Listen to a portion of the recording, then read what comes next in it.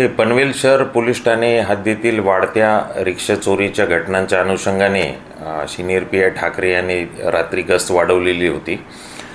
10 तारखेला या फेब्रुवारी 10ला त्यांच्या पोलीस स्टेशनचे 3 कर्मचारी वाघमारे, वायकर आणि चौधरी हे रात्र गस्त करत असताना एक इसम त्यांना संशयित त्याची हालचाल दिसून आली।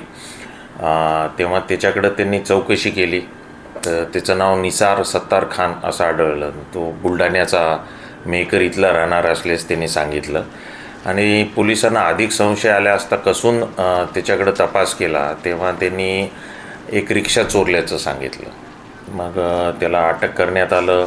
पुन्हा इंट्रोगेशन पनवेल शहर पोलिसांनी केलं तर त्यांनी पनवेल शहर पोलीस स्टेशनच्या हद्दीतून 10 रिक्षा, कळंबोली पोलीस स्टेशनच्या हद्दीतून 4, कामोठे पोलीस स्टेशनच्या हद्दीतून 3 अशा 17 रिक्षा चोरल्याचं कबूल केलं। म्हणजे एका या सराईत चोराला पनवेल शहर पोलिसांनी रात्र गस्तीच्या वेळी ताब्यात घेतल्यामुळे 17 गुन्हे उघडकीस आले।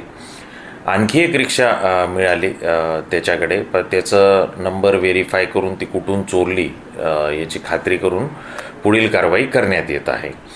या सगळ्या रिक्षा हा आरोपी मेहकरला त्याच्या मूळ गावी जाऊन तिथं विकायचा, तिथं सांगायचा की ह्या स्क्रॅपच्या रिक्षा आहेत आणि मग ते पैसे मिळवायचा। त्याच्यावर काही कर्ज होतं, त्या कर्ज प्रकरणाला कंटाळून हे रिक्षा चोरी मी करायचो असं त्याचं सांगणं आहे।